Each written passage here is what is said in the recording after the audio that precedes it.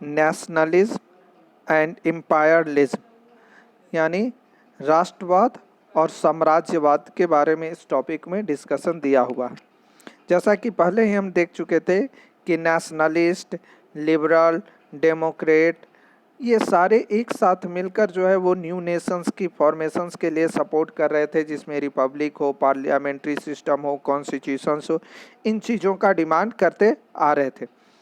19वीं सेंचुरी के लास्ट होते होते धीरे धीरे इनके बीच दूरियां बढ़ने लगी, जिसमें नेशनलिस्ट, लिबरल्स और डेमोक्रेट्स एक दूसरे से काफ़ी अलग हो गए और काफ़ी दूर चले गए। इनके बीच अब कोई संबंध उस तरह के नहीं रहे। इसके साथ साथ नेशनलिज्म के कॉन्सेप्ट भी जो है वो बदल गए। नेशनलिस्ट ग्रुप बहुत सारे बन गए, अलग अलग क्षेत्रों में अलग अलग तरह के ग्रुप्स बनाए गए, और इन ग्रुप्स में बहुत सारे ऐसे भी थे जो यूरोपियन पावर्स के साथ मिलकर अपने रीजन्स को इम्प्रूव करना चाह रहे थे, अपने रीजन्स के क्षेत्र को बढ़ाना चाह रहे थे।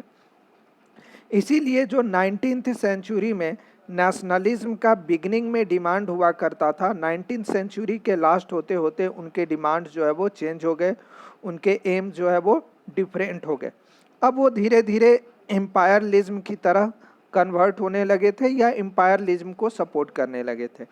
जबकि एम्पायरलिज्म अभी भी जिन क्षेत्रों में यूरोप के मौजूद था, उन क्षेत्रों के लोगों ने एम्पायरलिज्म जो है वो नेशनलिस्ट का हल्का सहयोग लेने लगा अपने रीजन्स को और ज़्यादा स्प्रेड करने के लिए। जैसे कि अगर हम एक एग्जाम्पल से लेकर बात करें तो 1871 के समय यूरोप का सबसे कॉम्प्लिकेटेड रीजन्स जो था, जो काफ़ी ज़्यादा टेंशन का रीजन भी था और सबसे बड़ा कारण माना जाता था, वह था बाल्कन रीजन्स। बाल्कन रीजन कौन सा?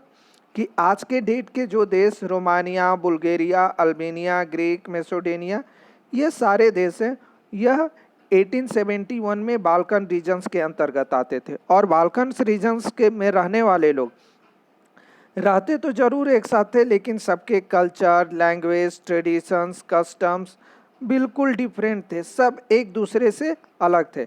और इन्हें जब पता चला कि जो यूरोपियन पावर्स इनके ऊपर आक्रमण कर कर अपने अंडर में लेना चाह रही हैं, तो इन्होंने अपने स्वतंत्रता के लिए खुद स्ट्रगल करना शुरू कर दिया।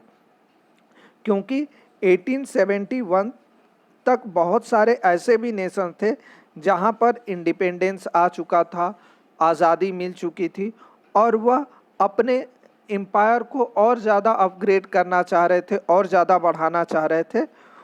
वह ऐसे ही सिचुएशन में बाल्कन रीजन्स के लोगों ने अपने लिए इंडिपेंडेंस के लिए स्ट्रगल करना शुरू किया, हमेशा विरोध जताए। इसमें सबसे महत्वपूर्ण बात यह है कि इन बाल्कन रीजन्स पे यूरोपियन पावर्स अपना कब्जा चाहती थी। यूरोपियन पावर्स में ऑस्ट्रिया, जर्मनी, ब्रिटेन, फ्रांस और महत्वपूर्ण क्षेत्र एक रसिया था। और इस बाल्कन रीजन्स का एक बहुत बड़ा हिस्सा जो था ऑटोमन एम्पायर के कंट्रोल में आता था, और इसी ऑटोमन एम्पायर्स को हटाकर यूरोपियन पावर्स इन क्षेत्रों को आज़ाद कराकर अपने कब्जे में लेना चाह रही थी, ताकि यहाँ के रिसोर्सेज का इस्तेमाल वो कर सके। इसीलिए ऑस्ट्रिया, फ्रांस, ब्रिटेन, जर्मनी और रसिया, इन्हीं देशों के बीच में तनाव बढ़ने लगा। ये आपस में ही लड़ने के लिए तैयार हो गए। कारण था कि इन्हें बाल्कन रीजन्स चाहिए था, जो रिसोर्सेज भरपूर रीजन माना जाता था। फाइनली डिस्प्यूट आगे बढ़ता रहा और आगे चलकर इसका एक मेजर इम्पैक्ट देखने को मिला फर्स्ट वर्ल्ड वार, जो 1914 में स्टार्ट हुआ था और 18 तक चला था। तो ये फर्स्ट वर्ल्ड स्टार्ट होने का मेन कारण था कि यूरोप का जो बाल्कन रीजन्स था, उसी रीजन्स के लिए ये सारे यूरोपियन पावर्स आपस में लड़ रहे थे। और जैसा कि आप यह भी जानते होंगे कि फर्स्ट वर्ल्ड वार को जो है वो यूरोपियन वॉर का इस नाम भी दिया जाता है, क्योंकि उसमें ज़्यादातर लड़ने वाले यूरोपियन नेशन ही थे। जब 20वीं सेंचुरी की बिगनिंग हुई, कुछ वर्षों के बाद, वॉर समाप्त होने के बाद, इन इश्यूज़ को शांत करने के लिए बहुत सारे राइटर्स, जो बुद्धिजीवी लोग थे, स्कॉलर्स थे, अपने अपने आइडियाज़ जो है वो शेयर करने लगे कि यह जो काम हो रहा है, इस तरह के जो भी प्रॉब्लम्स क्रिएट हो रहे हैं, इससे किसी का भला होने वाला नहीं है और यह नेशनलिज्म्स नहीं है। यानी कहने का मतलब कि जो एम्पायरलिज्म कॉन्सेप्ट था, उसकी बुराई जो है वो चारों तरफ बताई जाने लगी, उसका क्रिटिसिजम्स जो है वो हर जगह किए जाने लगे।